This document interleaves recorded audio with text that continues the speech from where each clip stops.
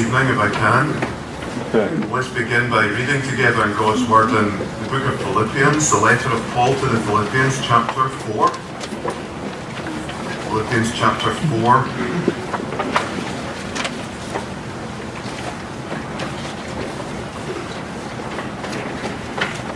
And I'll read from verse 6 to the end of verse 9.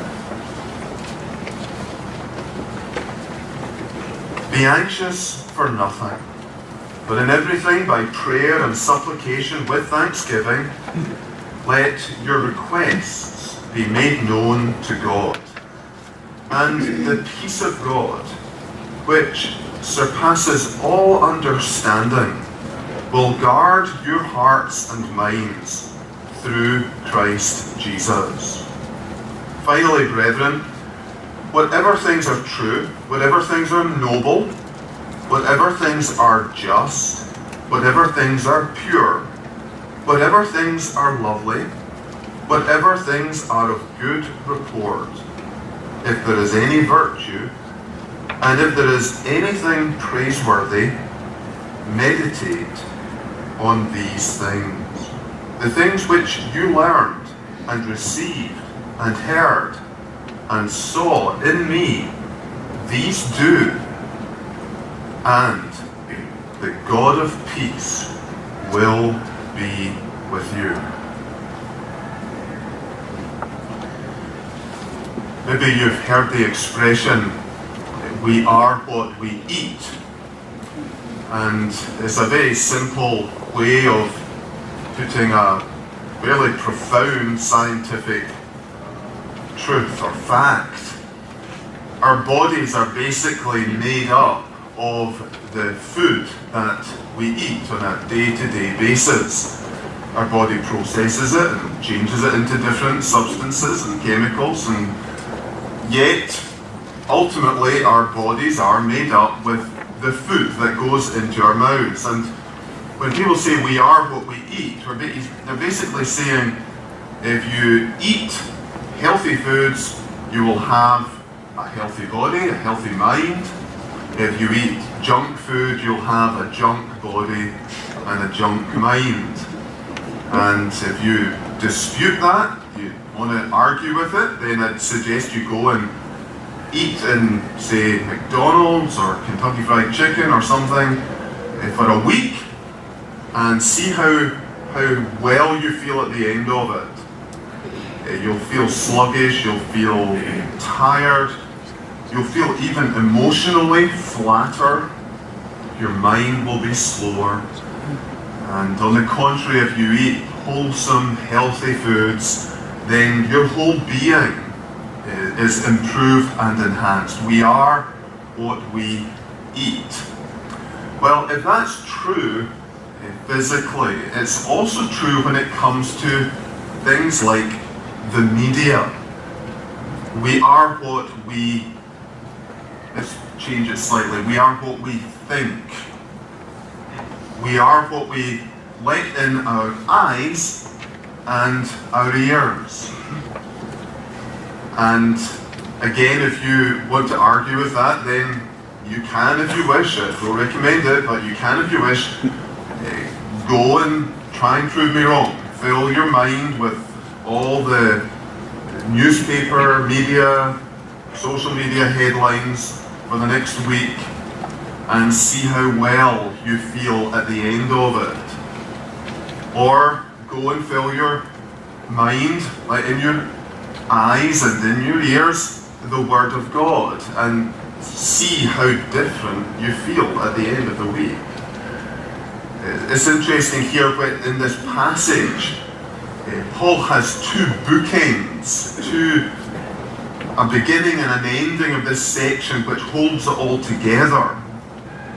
You notice, for example, in verse 7, the apostle says, the peace of God, which surpasses all understanding, will guard your hearts and minds. He's speaking of garrisoning, of defending our hearts and minds with the peace of God. That's one bookend. And then if you go to the last verse we read there in verse 9, it says, the things which you learned and received and heard and saw in me, these do, and the God of peace will be with you. Do you see the two bookends? You get peace at the beginning and you get peace at the end. And in the middle is the pathway to that peace. In the middle is what holds these two bookends up. If you want a mind and a heart that is characterized by peace and calm and contentment and stability, then the key is what we find in verse 8, where the apostle says, finally, brethren, whatever things are true, and so on. We want to just look at some of these ingredients of a peaceful heart and mind. The first thing he says is, put more truth than falsehood in your mind. Whatever things are true, think on these things. And he's basically saying lies, misrepresentation, distortion, imbalance in the media, put that away.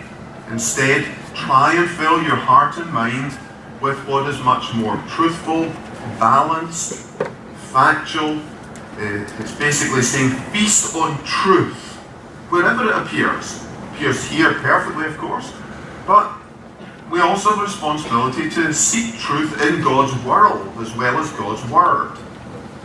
And so he's saying whatever things are true, look out for these things, search for these things, fill your mind with these things, let that in your eyes and that in your ears.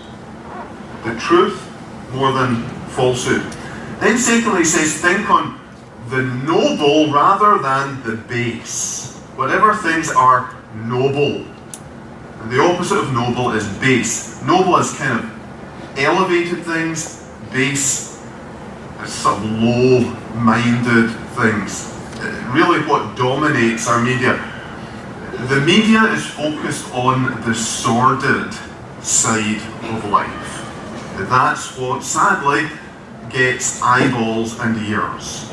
That's what boosts viewing figures. That's why the media loves tragedy. Tragedy increases viewing figures, which increases advertising rates, which increase profits.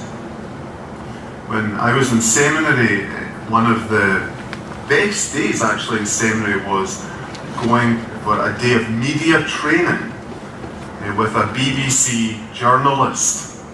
An equivalent would be your CBC, NBC, CNN, something like that.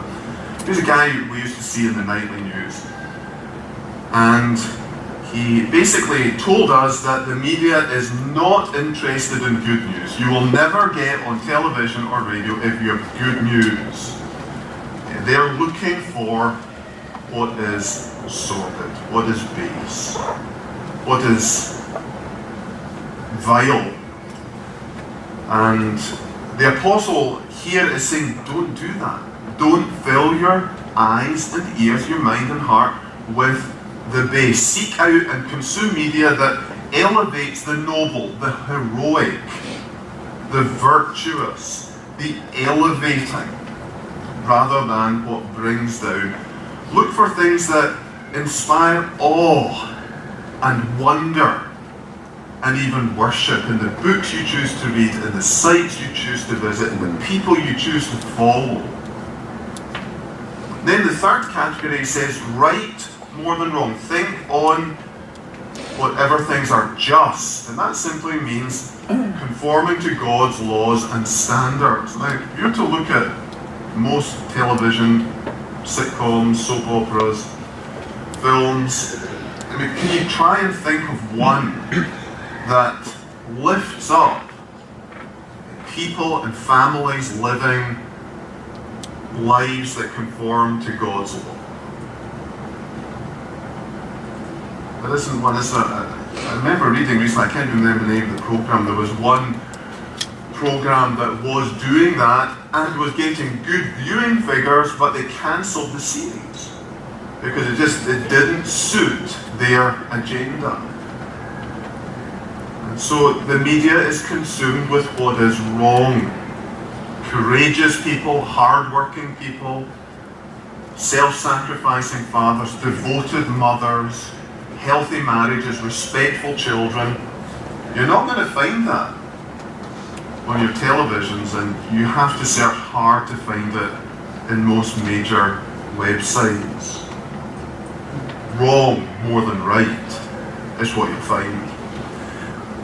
Then the fourth ingredient here is whatever things are pure, so purity more than filth, and this word is specifically referring to sexual morality and modesty. And again, you think of what characterises our media as this obsession with what is filthy rather than with what is pure. Then the fifth category is whatever things are lovely, meaning beautiful.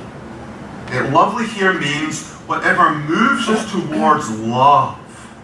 It's seeing images and hearing words that create and motivate love.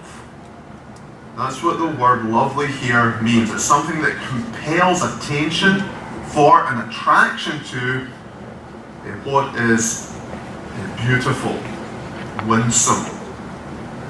And really the apostle here is saying, increase your intake of beauty. Let the images and the sounds that fill your eyes and your ears balance towards the beautiful rather than the ugly. And then his last category is whatever is praiseworthy. He's saying, let your life be characterized by praise more than complaint. Don't let your eyes and your ears be taken up with all the criticisms and moanings and groanings and grumblings of the pundits, of the opinionators, of the opinion columnists, of social media, or whatever. Focus on stories which focus on praise. And you know what? The thing about social media is we're not just consumers of it, we're creators of it. We're all journalists now, we're all media men and women now, in a way that previous generations were not. So yes, we have a responsibility in terms of what we consume, but we also have a responsibility in terms of what we create. And therefore, it's not just what we put in our eyes and our ears that should be characterized by these 6 ingredients, but what we put out into the media, social media, internet circles, messaging systems that we use and frequent. So it's interesting at the end, he says, if there's any virtue, if there's anything praiseworthy, meditate on these things. Meditate on these things. The word meditate there is not the word for a fleeting thought, just a momentary focus. It's a word that means really tough, hard, disciplined work. This isn't something like just blue sky thinking, dreaming, and suddenly all these 6 ingredients are going to be in our minds. It's not like that, is it? You've got to work, you've got to search, you've got to work at bringing these things into your lives. The true, the noble, the right, the pure, the beautiful, the praiseworthy. And if you do, and only if you do, will you find your life bookended by the peace of God that passes all understanding. We are what we think. We are what we think. What we feed our minds and our hearts has a controlling influence on our spirit, on our temperament, on our character, on our personality, on our words, on our actions. And sadly, many are filling hearts and filling their minds with the opposite, with what's false and base and wrong and filthy and ugly and just full of negativity. And it's little wonder that mental and emotional health is plummeting, sinking. So we have a choice. Every time we pick up our devices, every time we go to our laptops or whatever, we have a choice. We're choosing one diet or another. One diet that will produce peace and another that will produce stress and disturbance and anxiety. In fact, really, you want to just open up your mind to everything that's out there. You might as well, you're taking a crash course in anxiety and depression. It doesn't need to be like that. And this isn't saying, we want to hide from the real world, right? But it's saying, okay, you need to know what's going on in the world, but you don't need to know everything that's going on in the world. You don't need to know everything about everything that's going on in the world. You see newspaper headlines or media headlines. You go to social media, you see somebody's posted an article, and it's about the latest school shooting. Well, it's about this thing that's dominated the news the last few weeks. This family in California, 17 kids or something, have been shackled and starved and tortured and mistreated. All I need to know is the headline. I don't need to know anything more. And it's important I should know about that, especially as a pastor. But I don't need to know all the details. To pray about it, to grieve over it. And we're making decisions all the time by what we click on about whether we're going to adopt a healthy diet or not. And many of us have spent too long pouring the opposite into our hearts and minds. And we're poisoned. We're disturbed. We're distressed. We're anxious. And that's why this evening, for the remaining time here, I want to think together with you about a digital detox. This is, alcoholics will go to rehab to detox, to get this drug, this poison out of their system. And some of us need to do that in terms of the media diet that we have been taking in. And maybe some of you here are too young and you're thinking, well, that's not me, I'm not even allowed to do these things. And yet, before too long, you will be in the same world, you will have access, and you're going to find yourself sinking, you will find yourself overwhelmed, and you might just remember that weird Scottish guy that spoke to us at the retreat. And what did he say? Was there not some kind of diet that I could eat, bring into my heart and mind that would give me peace? Who knows? You might. I want you to know there is a different way, a better way. So, we've been talking about the addictive toxicity of digital technology. How do we detox? How do we wean ourselves off our digital devices, of digital heroin? How do we minimize withdrawal symptoms? And how do we minimize the chances of relapsing? So first of all, I want to define for you what an addiction is. Here's just a standard definition of addiction. It's a condition that results when a person ingests a substance or engages in an activity, and it's the second we're concerned with here. I don't think you're eating your phones.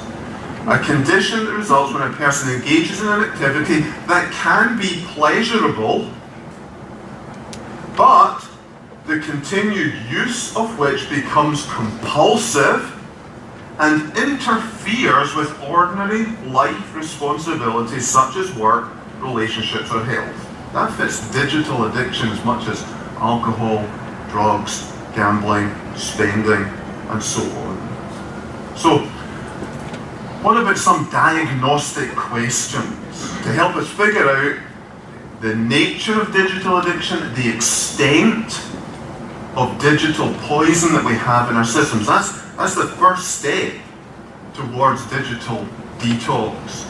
And there are two main areas that we need to focus on, just to keep it simple first of all. Two main areas. One is quantity, and the other is quality. Quantity and quality. Quantity, of course, is basically two questions you want to ask. How many hours a day do I spend on my devices? How many hours a day do I spend on my devices? And include them all: your phone, your iPad, your laptop, your desktop, your video game console. Not including time here spent for vocational purposes, your work or your school, right? That's necessary.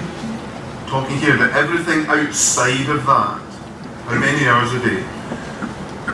The second question about quantity is, how many times a day do I use my devices?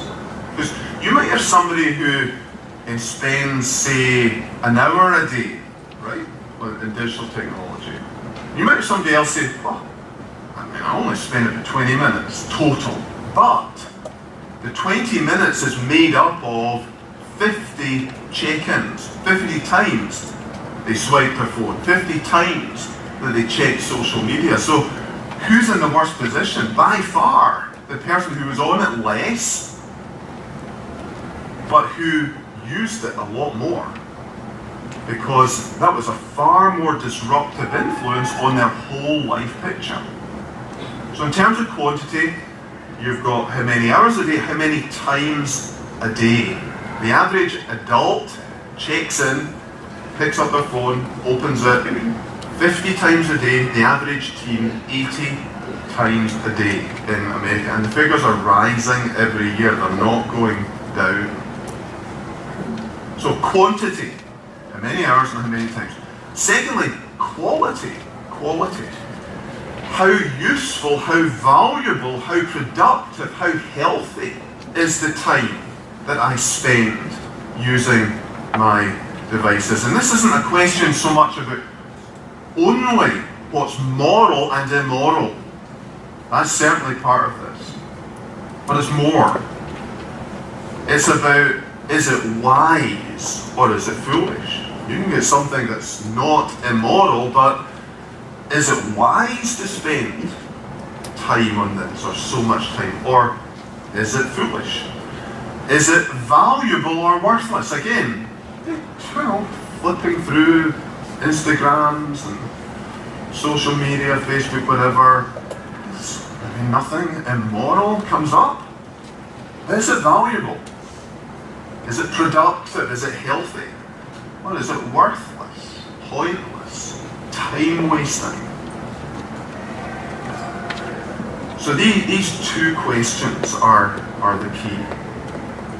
That's the big picture. That's the simple way to approach this. And what I have done, and I encourage people to do to start with, just to keep it simple, is carry around a little, I use an index card, just a little 5x4, whatever it is, and I just put it in my shirt pocket, my pants pocket, and just each day I'm doing this, I just record every time I open my phone, check my email, use my laptop outside of work activities, or for non-work activities while at work, and look at how many times I check in through the day. And also have some kind of simple system for measuring quality. So how many times was it news sites, politics sites? I'm a bit of a junkie for politics. How many times was it Facebook, Twitter, whatever? The 3 or 4 main categories that you use. And all you need is just one card, and actually the very activity of doing that will probably at least half the number of times, because you don't want to write another check-in. You don't want to record it. So that itself can begin the process of detoxing. And when I've given this exercise to, say, students and others, every single one of them has expressed how shocked they were at how many times they checked in during the day and how long they were spending. Usually at least double what they estimated at the beginning of the process. So just doing that kind of exercise can have a dramatic impact on the quantity and quality of time of use of digital technology. But I want to take you now to the digital detox questionnaire in your notes. And this is an attempt to really get down to the details. So you get the big picture, quantity, quality. Now we're sort of really beginning to explore various layers and angles on this. And I designed this for use in counselling, mainly adults, so some of the questions maybe will not apply to you, but most of them will. So in it, I've defined digital media as email, phone calls, text messages, social media accounts, news, websites, blogs, apps, music, video. Okay. A check-in is any use of digital media, but especially refers to checking things like text, email, social media. And the idea here is for you to write down the number of points that you get for each question and then add them up. And the lower the score, the better. Right? You're trying to get this low, not high. High is bad, low is good. The next talk, when I've got my laptop set up, I'll show you a place online where you can actually print this off in bigger format, and you can do it yourself. I recommend that people do this 2 or 3 times, one day, next day, and the next day, and then leave it for a week. Do it again. Then maybe leave it for a few weeks. Do it in a month's time. And just gradually, the idea is not to get to the point of no digital technology. As we've said, that's not going to happen. It's not realistic.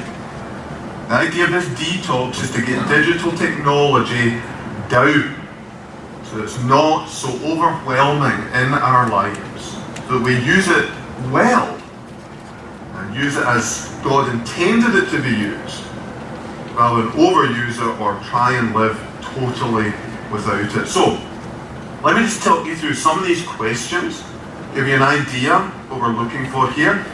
Question 1, how many times did I check in today?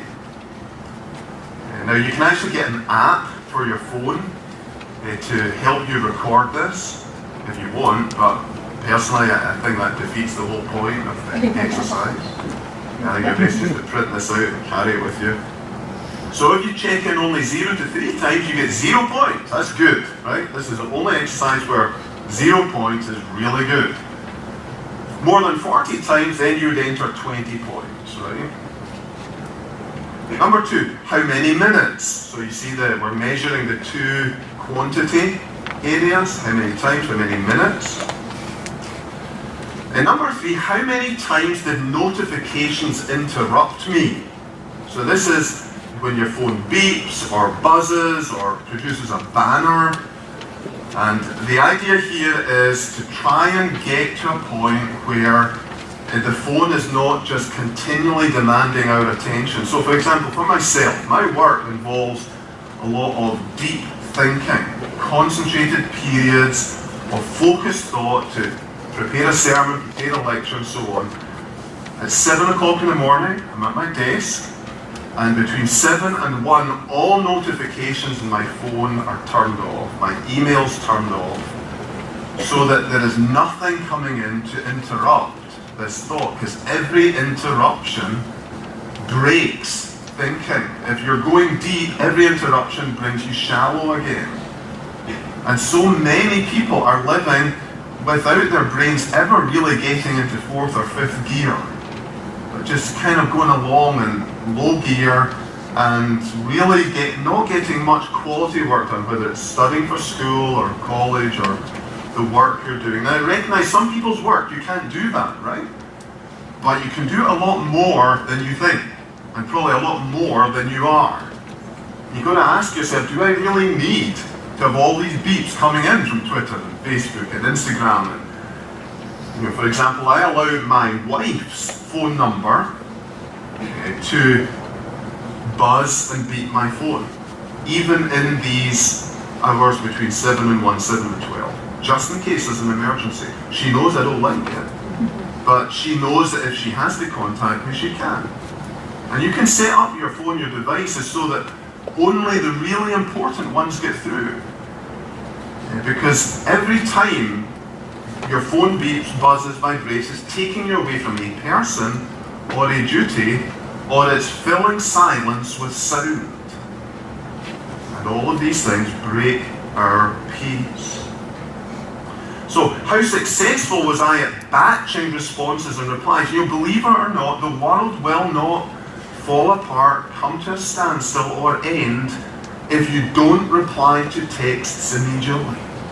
No, really, I know it's hard to believe, but honestly, believe it or not, until about 10, 12 years ago, everything worked really well without this constant demand for attention.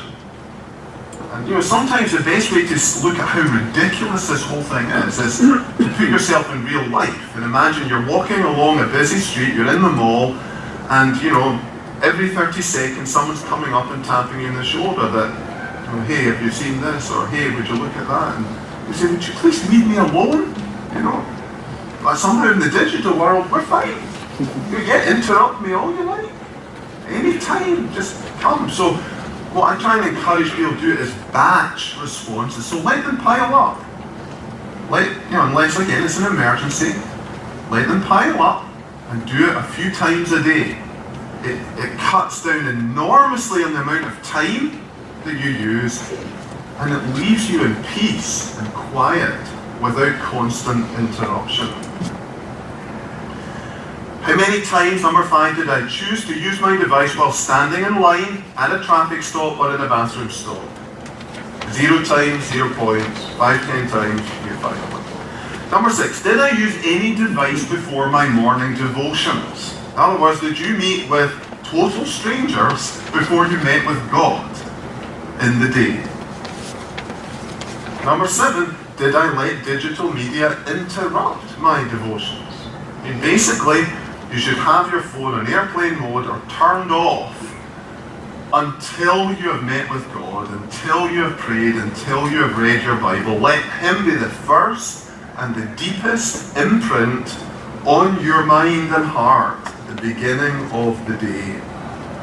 It totally changes your devotions if you have your phone beside you, knowing, even if it doesn't interrupt you, knowing that it could interrupt you. It changes the level of concentration and focus. Number 8, did I check in last thing at night instead of reading and praying? Number 9, did I check in during the night? Oh, come on, surely no one does that. Well, a recent survey of teens found that over 50% of young people checked Facebook and social media if they got up for the bathroom through the night. And girls were actually the worst. It's usually guys that are the worst on phones, but on this issue, girls were the worst. Through the night? Are we serious? Did I check in while with family or friends? In other words, like in our home, phones are banned from the supper table, right?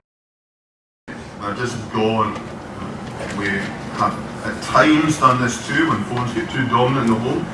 We put a basket at the door, phones had to go in there, and during the evening, if they wanted to check their phones, they had to come down to the kitchen and go to the basket, pick up their phone. It was so much hassle that they hardly did it at all. And so various measures can be used. Researchers did some studies of couples, and they found that the very presence of a phone on the table, even turned over, affected the quality of connection between a couple. The very fact that there was a phone there, even if it wasn't buzzing, beeping, or whatever, changed the nature of that communication. Number 11, did I check in while at a meeting, listening to a lecture or in class? Number 12, did I use my device while exercising or walking? Why can't we just have silence and peace and quiet? There's a verse in the Bible that says, be still and know that I am God. What's that saying to us? It's saying, you cannot break the connection between stillness, silence, and knowing God. You want to know God, you've got to build stillness and silence into your life. We go outside to walk in a street, walk in a forest, or we walk beside a lake or a river, and we've got headphones in. We exercise, we've got to fill every moment with noise and stimulation. Look at number 14. How many times did I manage to spend an hour without checking it? 6 to 10 times, 0 points, so on. Number 15, this is very important. Did I take a digital Sabbath this week? And what's interesting about this one is a lot of secular, non-Christian commentators are recommending this more and more. That one day a week, you choose just to be totally free of digital technology, just for mental and physical and emotional health. What better day to do that than the Lord's Day? That's the one day in the week where I disconnect in order to connect with God, to keep the focus on Him, and to give the mind a rest. Number 16, how many minutes did I spend in each of the following categories? And there, it's looking at the question of quality. Level 1 activities are good, healthy, profitable activities, things that educate, things that edify. Level 2, so these are areas that are not moral or immoral, but kind of often trivial, often pointless. So the number of minutes you spend in that, you need to multiply by 3. If you're in level 3 digital activities, these are immoral, these are sinful, then multiply the minutes you spend in them by 5. Then a few questions about social media, about using digital media for personal purposes while at work. And then in number 20, 21, it's about the relationship between sleep and use of digital media. Number 22, how accurately do your social media accounts reflect your actual life? In other words, do the people who know you best recognize you when they see you on Instagram? Ask them.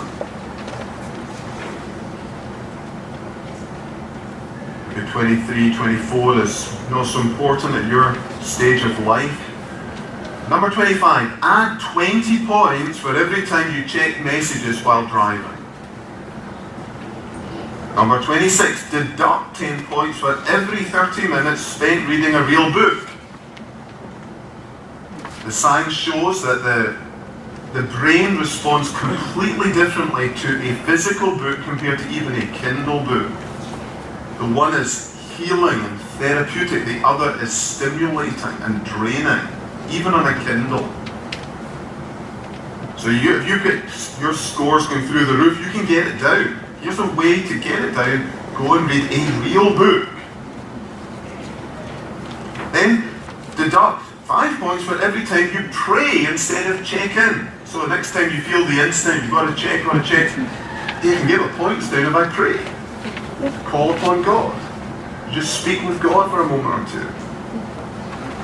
Deduct 5 points for every time you choose to start a conversation instead of check in. 29, how many selfies do you take today? Then you add them all up, and if you are between 0 and 30, you're very sober, you're almost teetotal. 60 points and above, you're drunk and disorderly. 100, you're passed out drunk on data. Now, when I put this together, I was thinking mainly of adults. And I talked through it once with a youth pastor. And he kind of laughed.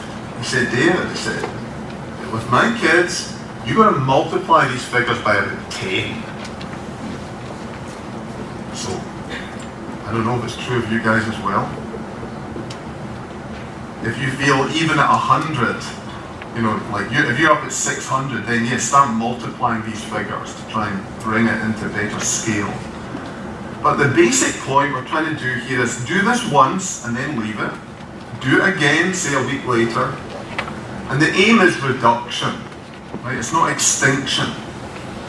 It's not total abstinence. It's not going to work. But it's to try and get it down and keep it down to manageable and appropriate levels. Let me finish with this. There's a very well-known columnist, writes in the New York Times, called Ross Douthat, very reputable. Writes from a Christian perspective. He's actually a Roman Catholic, but writes from a Christian perspective. And he had this article entitled "The Real Threat to the Human Future." The real threat to the human future. What was it?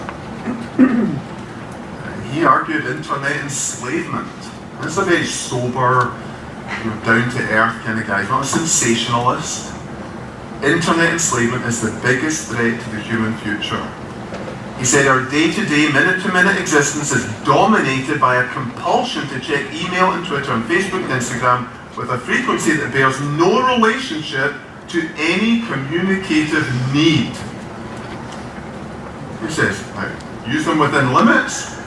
These devices offer us new graces, but we're not using them within reasonable limits. They are the masters. We are not. They are built to addict us, to madden us, to distract us, to arouse us, and to deceive us." And he calls for a digital revolution, a digital temperance movement, digital detox, really. One that's sorely needed. And he has a number of ideas about how to do this, but really I keep coming back to this passage in Philippians 4, verse 8. "Finally, brethren, whatever things are true, whatever things are noble, whatever things are just, whatever things are pure, whatever things are lovely, whatever things are of good report, if there's any virtue, if there's anything praiseworthy, meditate, think seriously, think deeply, think thoroughly on these things, and the God of peace will be with you." The God of peace will be with you. That's worth having, is it not? Remember Daniel and his friends. Daniel purposed in his heart to detach himself, to disconnect, to separate himself from certain aspects of Babylonian life. And this is calling us to do the same, to detox our systems.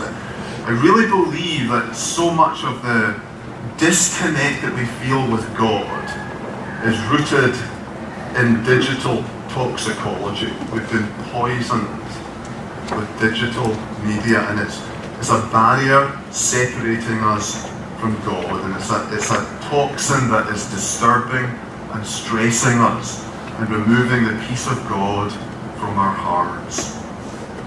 And there's a better way.